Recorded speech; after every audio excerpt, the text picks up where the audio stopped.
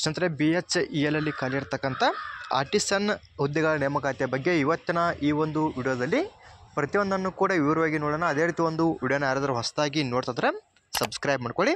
ಇಲ್ಲಿ ಖಾಲಿ ಇರ್ತಕ್ಕಂಥ ಹುದ್ದೆಗಳಿಗೆ ಸಂಬಂಧಪಟ್ಟಂತೆ ಯಾರೆಲ್ಲ ಅರ್ಜಿನ ಸಲ್ಲಿಸ್ಬೋದು, ಅರ್ಜಿನ ಸಲ್ಲಿಸೋದಕ್ಕೆ ಯಾವ ರೀತಿ ಕ್ವಾಲಿಫಿಕೇಷನ್ ಆಗಿರಬೇಕು, ಜೊತೆಗೆ ಇನ್ನಿತರ ಮಾಹಿತಿ ಬಗ್ಗೆ ನಾವು ಇಲ್ಲಿ ಪ್ರತಿಯೊಂದನ್ನು ಕೂಡ ಈಗ ವಿವರವಾಗಿ ನೋಡ್ತಾ ಹೋಗೋಣ. ಇಲ್ಲಿ ಮೊದಲದಾಗಿ BHEL ಅಂದರೆ ಏನಂತ ನಿಮಗೆ ಹೇಳ್ತಾ ಹೋದರೆ, ಇಲ್ಲಿ ನೋಡಿ ನೀವು ಭಾರತ ಹೆವಿ ಎಲೆಕ್ಟ್ರಿಕಲ್ ಲಿಮಿಟೆಡ್ ಅಂತ ಅರ್ಥ ಆಗಿರುತ್ತೆ. ಈ ಒಂದು BHEL ಅಲ್ಲಿ ಖಾಲಿ ಇರತಕ್ಕಂಥ ಈ ಒಂದು ಹುದ್ದೆಗಳಿಗೆ ಸಂಬಂಧಪಟ್ಟಂತೆ ಅರ್ಜಿನ ಸಲ್ಲಿಸೋದಕ್ಕೆ ಯಾವ ರೀತಿ ಕ್ವಾಲಿಫಿಕೇಷನ್ ಆಗಿರಬೇಕು ಅದರ ಬಗ್ಗೆ ನಾವಿಲ್ಲಿ ಮಾಹಿತಿಯನ್ನು ನೋಡ್ತಾ ಹೋಗೋಣ.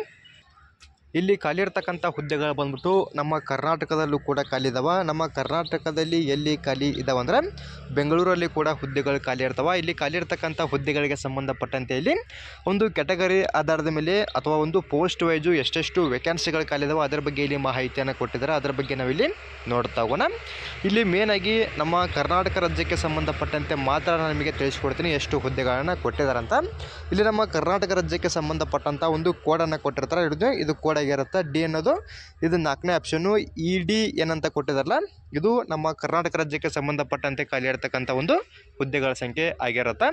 ಇನ್ನು ಯಾವ ಒಂದು ಟ್ರೇಡ್ಗಳಿಗೆ ಎಷ್ಟೆಷ್ಟು ವೇಕೆನ್ಸಿಗಳನ್ನು ಕೊಟ್ಟಿರ್ತಾರೆ ಅದರ ಬಗ್ಗೆ ನಾವಿಲ್ಲಿ ಮಾಹಿತಿಯನ್ನು ನೋಡ್ತಾ ಹೋದರೆ, ಇಲ್ಲಿ ನೋಡೋದು ನೀವು ಕೂಡ ಚೆಕ್ ಮಾಡ್ಕೊಳ್ಳಿ. ನಿಮ್ಮದು ಐಟಾದಲ್ಲಿ ಯಾವ ಒಂದು ಟ್ರೇಡ್ ಆಗಿರುತ್ತೋ ಆ ಒಂದು ಟ್ರೇಡು ಇಲ್ಲಿ ಕೊಟ್ಟಿರ್ತಕ್ಕಂಥ ಲಿಸ್ಟಲ್ಲಿ ಇದ್ದರೆ ನೀವು ಕೂಡ ಅಪ್ಲಿಕೇಶನ್ನ ಹಾಕ್ಬೋದಾಗಿರುತ್ತೆ. ಇಲ್ಲಿ ಪಿಟ್ರಿಗೆ ಸಂಬಂಧಪಟ್ಟಂತೆ ಟೋಟಲ್ ಆಗಿ 5 ಹುದ್ದೆಗಳನ್ನು ಕೊಟ್ಟಿದ್ದಾರೆ. ಇನ್ನು ಇದಾದಮೇಲೆ ಎಲೆಕ್ಟ್ರಿಷಿಯನ್ಗೆ ಸಂಬಂಧಪಟ್ಟಂತೆ 20, ಇನ್ನು ಎಲೆಕ್ಟ್ರಾನಿಕ್ಸ್ ಮೆಕ್ಯಾನಿಕ್ಗೆ ಸಂಬಂಧಪಟ್ಟಂತೆ 18 ಹುದ್ದೆಗಳನ್ನು ಕೊಟ್ಟು ಟೋಟಲ್ ಆಗಿ ನಮ್ಮ ಕರ್ನಾಟಕ ರಾಜ್ಯಕ್ಕೆ ಸಂಬಂಧಪಟ್ಟಂತೆ 43 ಹುದ್ದೆಗಳನ್ನು ಕೊಟ್ಟಿರ್ತಾರೆ.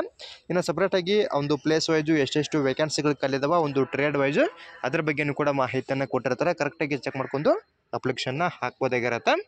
ಇನ್ನು ಇದಾದಮೇಲೆ ಇಲ್ಲಿ ಖಾಲಿ ಇರ್ತಕ್ಕಂಥ ಹುದ್ದೆಗಳಿಗೆ ಸಂಬಂಧಪಟ್ಟಂತೆ ಅಂದರೆ ಮೇನಾಗಿ ಯಾವ ರೀತಿ ಆಯ್ಕೆಯನ್ನು ಮಾಡ್ಕೋತಾರೆ ಅಂದರೆ, ಇಲ್ಲಿ ಕಂಪ್ಯೂಟರ್ ಬೇಸ್ಡ್ ಎಕ್ಸಾಮಿನೇಷನ್ ಕೂಡ ಇರುತ್ತೆ. ಯಾವ ಒಂದು ಮಂತಲ್ಲಿ ಇದೆ ಅಂದರೆ ಸೆಪ್ಟೆಂಬರ್ ಮಂತಲ್ಲಿ ಇದೆ ಅಂತ ಅವರು ತಾತ್ಕಾಲಿಕವಾಗಿ ಒಂದು ಮಂತನ್ನು ಕೂಡ ಕೊಟ್ಟಿರ್ತಾರೆ. ಇನ್ನು ಮತ್ತೊಂದು ಮಾಹಿತಿ ಮೇನಾಗಿ ಇಲ್ಲಿ ಖಾಲಿ ಇರ್ತಕ್ಕಂಥ ಹುದ್ದೆಗಳಲ್ಲಿ ನೀವು ಯಾವುದಾದ್ರೂ ಒಂದು ಯೂನಿಟ್ಗೆ ಸಂಬಂಧಪಟ್ಟಂತೆ ಮಾತ್ರ ಅಪ್ಲಿಕೇಶನ್ ಹಾಕುವುದಕ್ಕೆ ಅವಕಾಶವನ್ನು ಕೊಟ್ಟಿದ್ದಾರೆ. ಇಲ್ಲಿ ಮುಂದ್ಗಡೆ ಕೂಡ ಕೊಟ್ಟಿದ್ದಾರೆ. ಅಂದರೆ ಇಲ್ಲಿ ಯಾವುದಾದ್ರೂ ಒಂದು ಹುದ್ದೆಗೆ ಸಂಬಂಧಪಟ್ಟಂತೆ ನೀವು ಇಲ್ಲಿ ಅರ್ಜಿನ ಸಲ್ಲಿಸ್ಬೋದಾಗಿರುತ್ತೆ.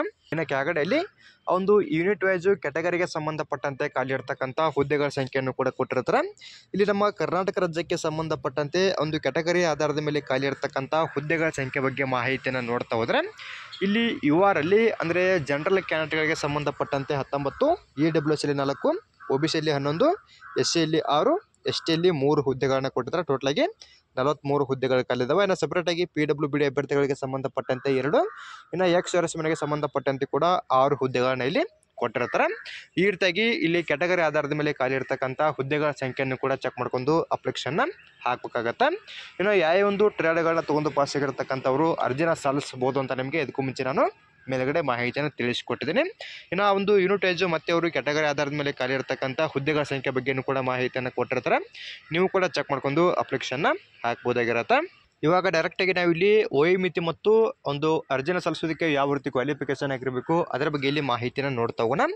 ಇಲ್ಲಿ ಕೆಳಗಡೆ ಎಜುಕೇಷನ್ ಕ್ವಾಲಿಫಿಕೇಷನ್ ಬಗ್ಗೆ ಮಾಹಿತಿಯನ್ನು ಕೂಡ ಕೊಟ್ಟಿರ್ತಾರೆ. ಇಲ್ಲಿ ಖಾಲಿ ಇರ್ತಕ್ಕಂಥ ಹುದ್ದೆಗಳಿಗೆ ಸಂಬಂಧಪಟ್ಟಂತೆ 10ನೇ ತರಗತಿ ಮತ್ತು ITI ಪಾಸ್ ಆಗಿರ್ತಕ್ಕಂಥವ್ರು ಅರ್ಜಿನ ಸಲ್ಲಿಸ್ಬೋದಾಗಿರುತ್ತೆ. ITIದಲ್ಲಿ ನಾನು ನಿಮಗೆ ಇದಕ್ಕೂ ಮುಂಚೆ ಹೇಳಿರ್ತಕ್ಕಂಥ ಟ್ರೇಡ್ಗಳಲ್ಲಿ ನೀವೇನಾದರೂ ಆ ಒಂದು ಟ್ರೇಡ್ಗಳನ್ನ NCVT ಥ್ರೂ ತೊಗೊಂಡು ಪಾಸ್ ಆಗಿರ್ತಕ್ಕಂಥವ್ರು ಅಪ್ಲಿಕೇಶನ್ನ ಹಾಕ್ಬೋದಾಗಿರುತ್ತೆ.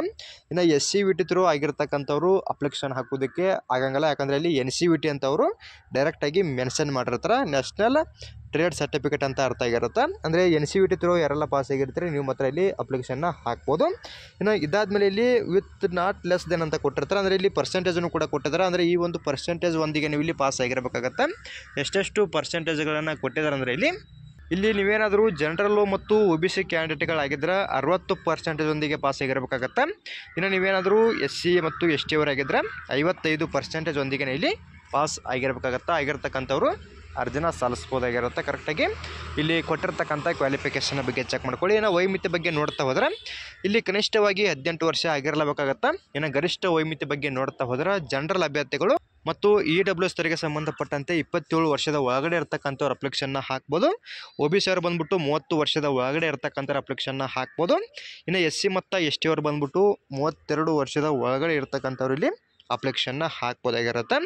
ಇಲ್ಲಿ ವಯೋಮಿತಿ ಸಲ್ಲಿಕೆಯನ್ನು ಸೇರಿಸಿ ಡೈರೆಕ್ಟಾಗಿ ಕೊಟ್ಟಿರ್ತಾರೆ. ಇಲ್ಲಿ ಮೇಲ್ಗಡೆ ಕೂಡ ಅವರು ವಯೋಮಿತಿ ಸಲ್ಲಿಕೆ ಎಷ್ಟೆಷ್ಟಿದೆ ಅಂತ ಕೂಡ ಕೊಟ್ಟಿದ್ದಾರೆ, ಅದನ್ನು ಕೂಡ ನೀವು ಇಲ್ಲಿ ಚೆಕ್ ಮಾಡ್ಕೋಬೋದು. ಇನ್ನು ಇಲ್ಲಿ ಖಾಲಿರ್ತಕ್ಕಂಥ ಹುದ್ದೆಗಳಿಗೆ ಒಂದು ಅಂದರೆ ಕೆಲಸದ ಅವಧಿ ಎಷ್ಟು ವರ್ಷ ಇದೆ ಅಂತ ಕೂಡ ಇಲ್ಲಿ ಮಾಹಿತಿಯನ್ನು ಕೊಟ್ಟಿರ್ತಾರೆ. ನೀವು ಇಲ್ಲಿ ಜಾಯ್ನಿಂಗ್ ಆಗಿರ್ತಕ್ಕಂಥ ಡೇಟಿಂದ ಹಿಡಿದು 20 ವರ್ಷದ ತನಕ ನಿಮಗೆ ಇಲ್ಲಿ ಕೆಲಸ ಇರುತ್ತೆ. ಇಲ್ಲಿ ಡೈರೆಕ್ಟಾಗಿ ಮೇಲ್ಗಡೆ ಕೂಡ ಮೆನ್ಷನ್ ಮಾಡಿರ್ತಾರೆ, ಅದನ್ನು ಕೂಡ ಚೆಕ್ ಮಾಡ್ಕೊಂಡು ಅಪ್ಲಿಕೇಶನ್ನ ಹಾಕ್ಬೋದಾಗಿರುತ್ತೆ. ಜೊತೆಗೆ ಇನ್ನಿತರ ಮಾಹಿತಿ ಬಗ್ಗೆಯೂ ಕೂಡ ಕೊಟ್ಟಿರ್ತಾರೆ, ಕರೆಕ್ಟಾಗಿ ಚೆಕ್ ಮಾಡ್ಕೊಂಡು ಎಲಿಜಿಬಲ್ ಆಗಿರ್ತಕ್ಕಂಥ ಪ್ರತಿಯೊಬ್ಬರು ಕೂಡ ಇಲ್ಲಿ ಅರ್ಜಿನ ಸಲ್ಲಿಸ್ಬೋದಾಗಿರುತ್ತೆ.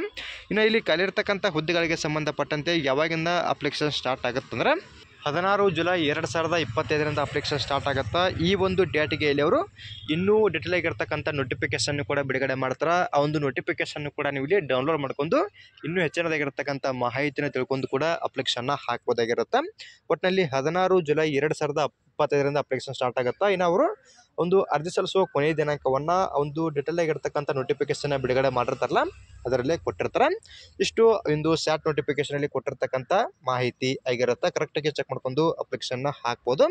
ಇನ್ನು ಪೇ ಸ್ಕೇಲ್ ಬಂದ್ಬಿಟ್ಟು 29,500 ರೂಪಾಯಿಂದ ಹಿಡಿದು 65,000 ರೂಪಾಯಿ ತನಕ ಒಂದು ಪೇ ಸ್ಕೇಲು ಕೂಡ ಇಲ್ಲಿ ಇರ್ತಕ್ಕಂಥದ್ದು. ಸದ್ಯಕ್ಕೆ ಈ ಒಂದು ಹುದ್ದೆಗಳಿಗೆ ಸಂಬಂಧಪಟ್ಟಂತೆ ಇಷ್ಟು ಮಾಹಿತಿಯನ್ನು ಮಾತ್ರ ಕೊಟ್ಟಿರ್ತಾರೆ. ನೀವು ಕೂಡ ಚೆಕ್ ಮಾಡ್ಕೊಂಡು ಎಲಿಜಿಬಲ್ ಆಗಿದ್ದರೆ ಪ್ರತಿಯೊಬ್ಬರು ಕೂಡ ಅರ್ಜಿನ ಸಲ್ಲಿಸ್ಬೋದು.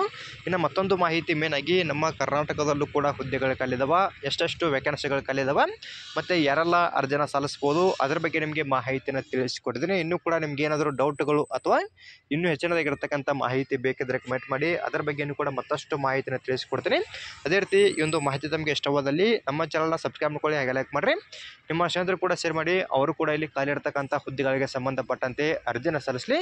ಅದೇ ರೀತಿ ಮತ್ತೆ ಮುಂದಿನ ವಿಡಿಯೋದಲ್ಲಿ ಭೇಟಿ ಆಗೋಣ. Thanks for watching.